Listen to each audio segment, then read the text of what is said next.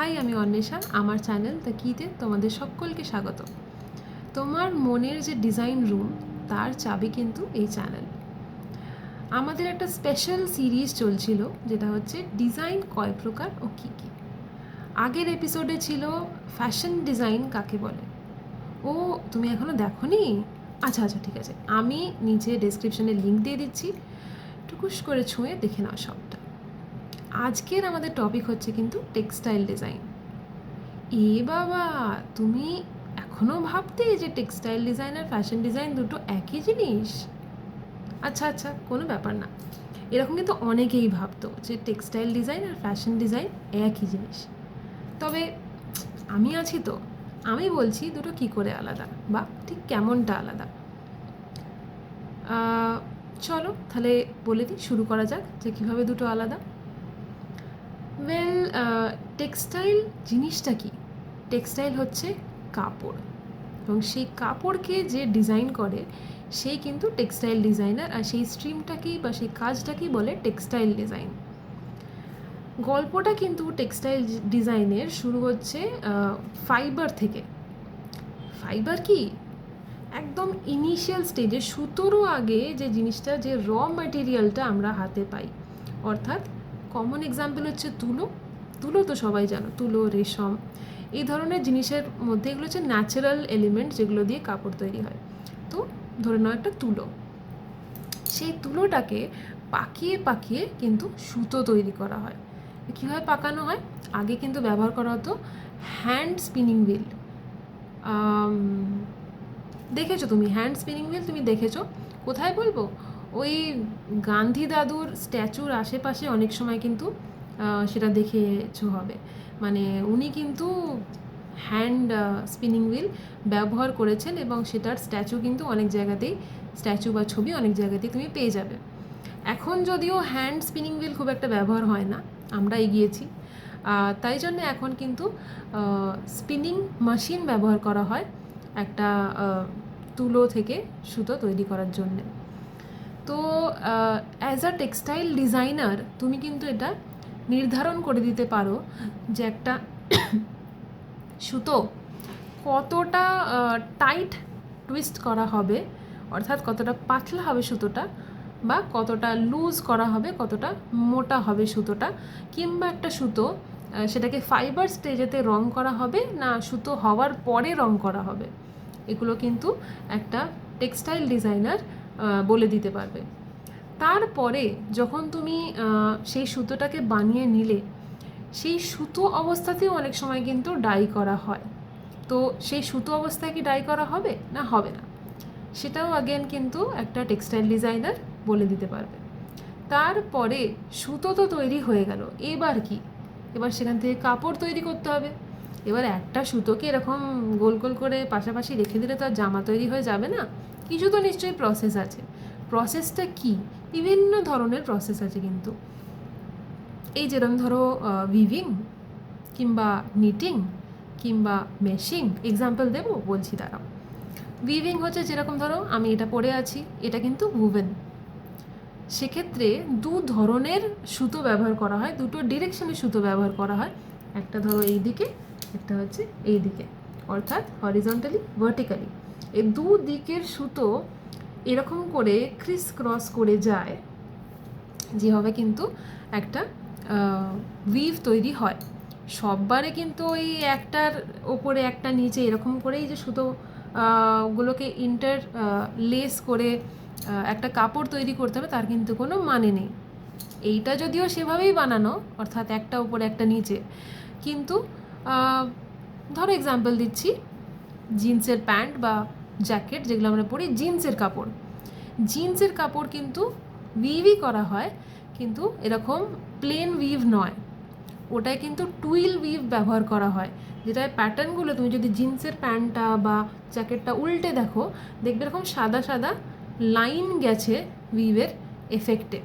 সেটা কেন করা হয়? সেই পার্টিকুলার টুইল উইভ করলে কিন্তু দুটো সুতোর মধ্যে একটু গ্যাপ পাওয়া যায়, কারণ ওটা একটা করে মানে এরকম করে ধরো একটা করে সুতোকে ওরা স্কিপ করে করে এগোতে থাকে, ওপর দিকে উঠতে থাকে ডিজাইনটা। সেক্ষেত্রে কি হয়, দুটো সুতোর মধ্যে একটু বেশি গ্যাপ থাকে, যেটার কারণে কিন্তু স্ট্রেচেবিলিটি হয় সেই কাপড়ে। তো এইরকমভাবেই আরও অনেক ধরনের কিন্তু উইভ করা হয়, এন্ড প্রোডাক্টটা কি তৈরি হবে তার উপরে নির্ভর করে। অর্থাৎ যদি আমি পরার কিছু বানাই, তাহলে কিন্তু এমন ধরনের সুতো আর উইভ ইউজ করা হবে যেটাতে কাপড়টা খুব ফাইন হয়, ব্রিদেবল হয়। আবার যদি আমি একই ধরনের জিনিস চাই, পর্দার কাপড় কিংবা সোফার কাভার, সেক্ষেত্রে কিন্তু আমরা একটু মোটা টাইপের কাপড় ব্যবহার করব, আর সেটার জন্যে কিন্তু আমাদের উইভটাও পাল্টে যাবে। ঠিক আছে, আমরা যে জামা কাপড় পরি এটা কিন্তু প্লেন উইভ হয়, নর্মাল লুমেতে হয়, নর্মাল ইলেকট্রিক দিয়ে চলে যে লুম হয় সেই লুমেতে কিন্তু হয়, মেশিন লুমেতে তৈরি হয়। কিন্তু যে পর্দার কাপড় আছে বা যে সোফার কাভার আছে, সেটা কিন্তু অনেক সময় আমরা দেখব যে দুদিক দিয়েই কিন্তু সেটাকে মনে হয় সোজা। অনেক সময় দেখবে যে একটা দিকে হয়তো মেরুনের ওপরে ঘিয়ে কালারের ফুল, উল্টো দিকে হয়তো ঘিয়ে কালারের ওপরে মেরুন কালারের ফুল, একই টাইপের দেখতে জিনিসটা পর্দায় বা সোফার কাভারে এরকম কাপড় আমরা দেখে থাকি। তো এই জিনিসগুলো কিন্তু একটা স্পেশাল অ্যাটাচমেন্ট লাগালে লুমের ওপরে তবেই বানানো যায়, যেটাকে বলে জাকার্ড। তো আমি অনেক বেশি টার্মস ইউজ করে তোমাকে কনফিউজ করতে চাইছি না, কিন্তু ব্যাপারটা হচ্ছে ওটাই যে এন্ড প্রোডাক্ট কি চাই তার উপরে নির্ভর করে কিন্তু আমাদের উইভ কীরকম হবে সেটা নির্ভর করছে। কিংবা হয়তো আমরা কাপড় বানাতে চাইছি, উইভ করব না, নিট করব। নিটেতে কি হয়, নিটিং হচ্ছে সবাই জানে, যেরকম সোয়েটারে ব্যবহার করা হয়, নিটেড সোয়েটার পাওয়া যায়। তাতে কি হয়, অনেকটা করে স্পেস থাকে, কারণ ওটা কিন্তু একটাই দিকে সুতো হয়, এরকম লুপ বানিয়ে বানিয়ে যায়। Excuse me. তো ওই যে লুপ বানিয়ে বানিয়ে যায়, যেটার কারণে কিন্তু অনেক স্পেস পায়, আর জিনিসটা কিন্তু অনেকটা বেশি স্ট্রেচেবল হয়। সেই জন্যে কিন্তু সোয়েটার যখন তুমি তারে ঝুলিয়ে শুকুতে দাও, ওটা কিন্তু বড় হয়ে যায়, কারণ ওই জিনিসগুলো কিন্তু ওই গ্যাপগুলোতে বেড়ে গিয়ে জিনিসটা কিন্তু ইলংগেট হয়ে যায়। একই ধরনের জিনিস কিন্তু, নিটেড জিনিস কিন্তু আমরা দেখতে পাই মোজাতে, মোজাও কিন্তু নেটেড। আবার আমরা যে টি শার্টগুলো পরি, এটা কিন্তু নয়, যে টি শার্টগুলো পরি সেগুলো কিন্তু নিটেড হয়, ওগুলোতে দেখবে এক ধরনের স্ট্রেচেবিলিটি থাকে, যেটা কিন্তু এই ধরনের কাপড়ে বা শার্টে তুমি অত বেশি পাবে না। তো এটা হলো গিয়ে নিটেড।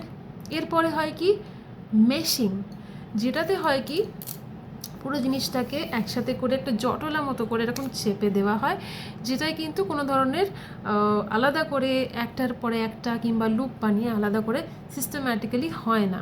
এই ধরনের মেশিং আমরা কোথায় দেখতে পাই, যেরকম ধরো গজ, ওটা কিন্তু মেশ ফ্যাব্রিক।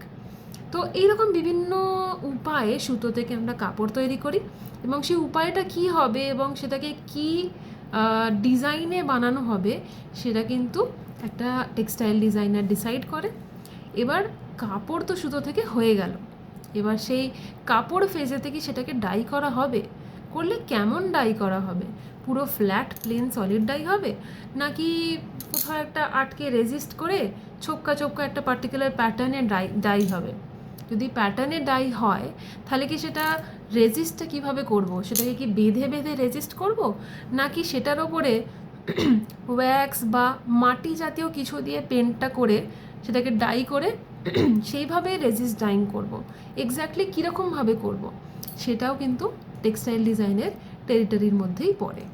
এইবার ধরো আমি ডাই করলাম না, প্লেন রাখলাম, কিংবা একটা বেসিক সলিড ডাই করলাম, আমি চাইছি তার ওপরে আমি প্রিন্ট করব, তো সেটাও কিন্তু টেক্সটাইল ডিজাইনাররা ডিসাইড করে যে তার ওপরে কী ধরনের প্রিন্ট হবে, আর সেই প্রিন্টটা কী জিনিস দিয়ে হবে বা কী মেশিন দিয়ে হবে বা হাতে হবে। অনেক সময় হয় কি, একটা রকম কাঠের ব্লক থাকে, যেটাকে রঙে চুবিয়ে আমরা ব্লক প্রিন্টিং করে থাকি। আমাদের ভারতে অনেক ধরনের ইন্টারেস্টিং রেজিস্ট ডাইং বা ব্লক প্রিন্টিং টেকনিক্স ব্যবহার করা হয়। এর অনেকটাই কিন্তু ওয়েস্টার্ন ইন্ডিয়াতে পাওয়া যায়, বিভিন্ন ধরনের সুন্দর ব্লক প্রিন্টস কিন্তু পাওয়া যায়, যেগুলো ভীষণ প্রচলিত। এছাড়াও আমরা কিন্তু বিভিন্ন ধরনের মেশিন দিয়ে প্রিন্টিং করে থাকি, যেরকম ধরো স্ক্রিন প্রিন্টিং, কিংবা হয়তো ডিজিটাল প্রিন্টিং, কিংবা হয়তো স্টিকার প্রিন্টিং, এরকম অনেক ধরনের প্রিন্টিং হয়। তো কী জিনিসটা তৈরি করছি তার উপরে কিন্তু নির্ভর করছে প্রিন্টিংটা কোন মেশিন দিয়ে হবে, কীরকম হবে। যেরকম ধরো আমরা যদি বিয়ে বাড়িতে পরার একটা পোশাক বানাতে চাই, তাতে কিন্তু প্রিন্টিং যদি হয় সেটা কিন্তু আহ, হয়তো বলতে পারো একটুখানি গর্জাস ধরনের কিছু, একটু গোল্ডেন বা গ্লিটার ধরনের কিছু ব্যবহার হতে পারে, কারণ ওটা ইন্ডিয়ান ওয়েডিং, একটুখানি গ্ল্যামারাস লেগেই যায়। কিংবা ধরো সেটার ওপরে কোনো ধরনের এমব্রয়ডারি হলো, প্রিন্ট হলোই না, ঠিক আছে, সুতোর কাজ হলো বা জরির কাজ হলো বা চুমকি পাথর এইসবের কাজ হলো, সেটাও হতে পারে, এরকমও কিন্তু হয়ে থাকে।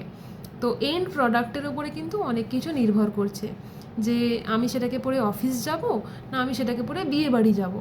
আর যদি একটা বিয়ে বাড়ির পোশাক হয় তো সেটা কে পরছে, বিয়ের কনে পড়ছে নাকি সেটা কনের বাবা পড়ছে, তার উপরেও কিন্তু ডিজাইনটা অনেকটা নির্ভর করে। এর ওপরও নির্ভর করে যে যে আমার ক্লায়েন্ট সে কত টাকা স্পেন্ড করতে রাজি।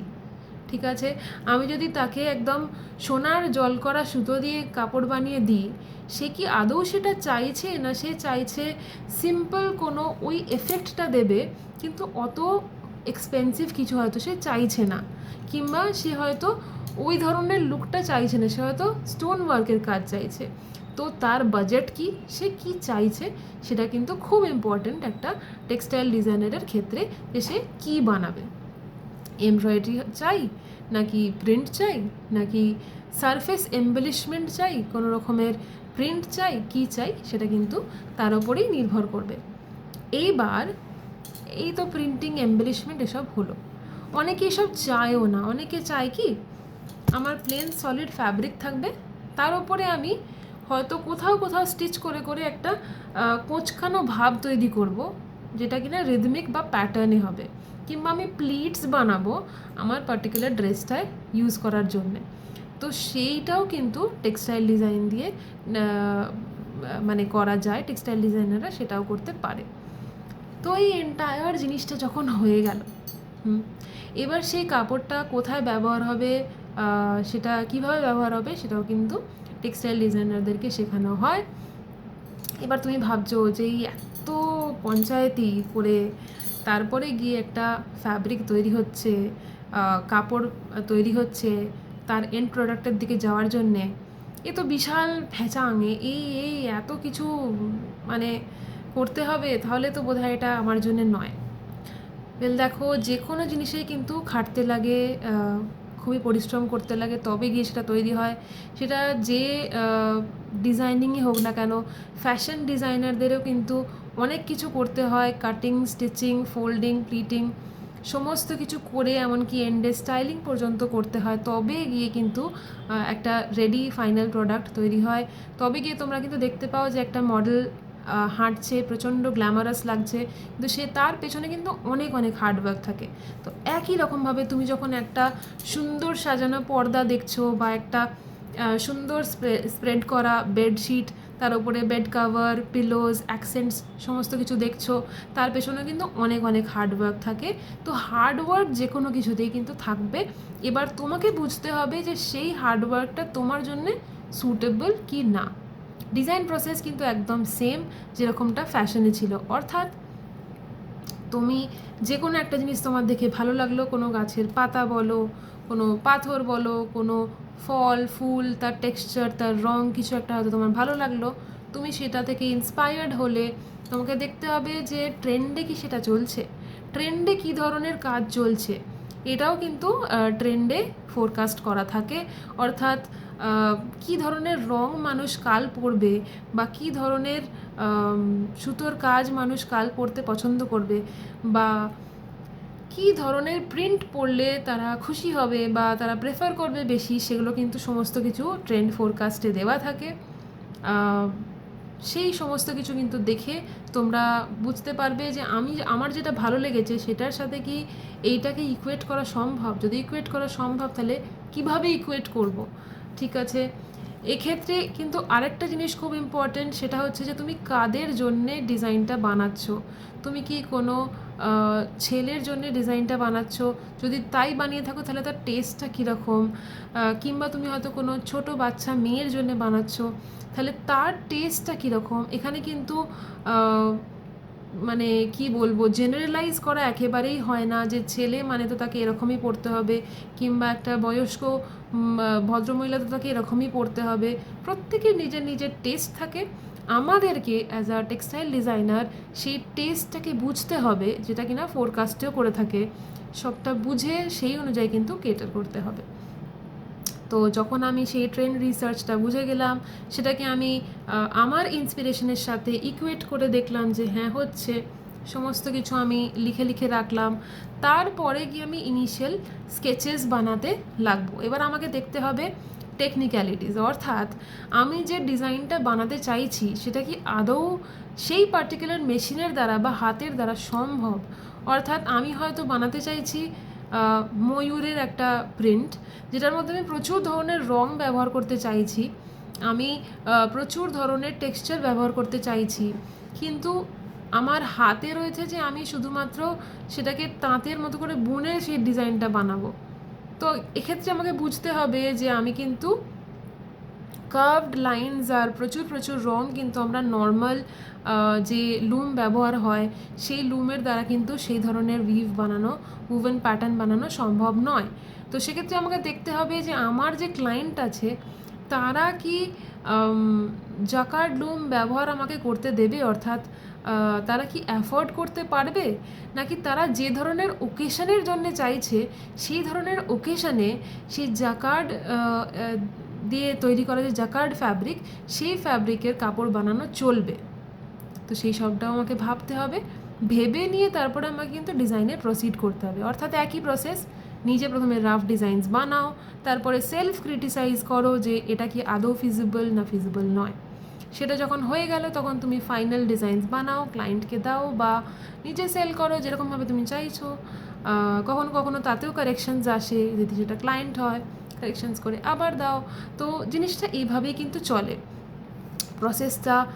এটা হচ্ছে টেক্সটাইল ডিজাইন, যেটা ডিপার্টমেন্টটাকে বলে টিডি। তো আমরা তো মজা করে এটাও বলতাম যে টিডি কিন্তু ভেরি টিডিয়াস, অর্থাৎ প্রচণ্ড পরিশ্রমের কাজ, অনেক কিছু মাথায় রাখতে হয়, রেখে করতে হয়।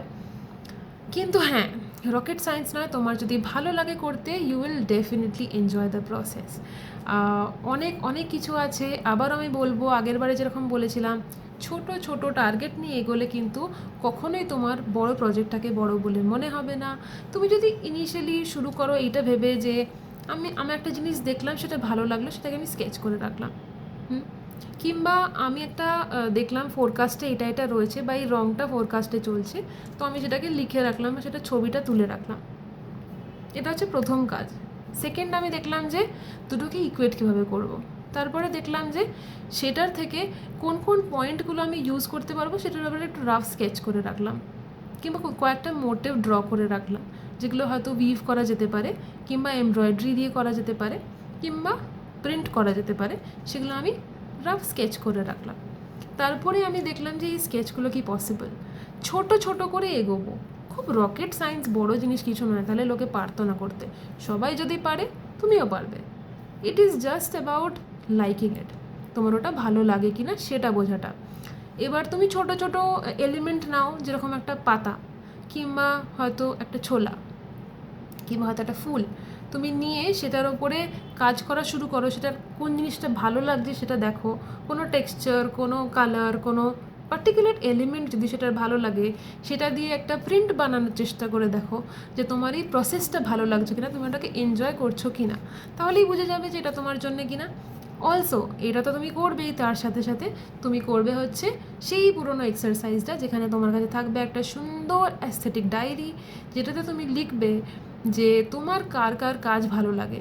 ডেফিনেটলি রিসার্চ করবে যে দুনিয়াতে কারা কারা টেক্সটাইল ডিজাইনার আছে, কারা কারা এখন করছে, কারা কারা আগে করেছে, তাদের কার কাজ তোমার ভালো লাগছে এবং কেন। সমস্ত কিছু লিখে রাখবে, তাদের কাট আউটস নেবে, ছবি নেবে, প্রপার জার্নালের মতো করে সাজিয়ে সাজিয়ে রাখবে। কারণ এইটা কিন্তু তোমার জন্য একটা ট্রেজার বক্স হবে পুরো।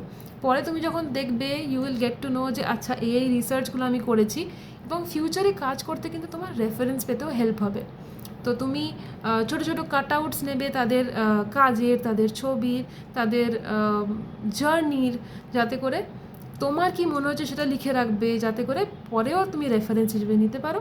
আর এই মুহূর্তে তুমি এটা বুঝতে পারো যে তোমার কি এন্টায়ার প্রসেসটা ভালো লাগছে কি লাগছে না। তো এইভাবে তুমি বুঝে নিতে পারবে যে টেক্সটাইল ডিজাইন তোমার জন্যে কি না।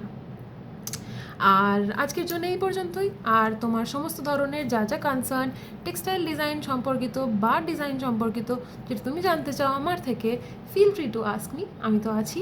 ঠিক আছে, চলো, ভালো লাগলে লাইক করো, শেয়ার করো, কমেন্ট করো। টাটা।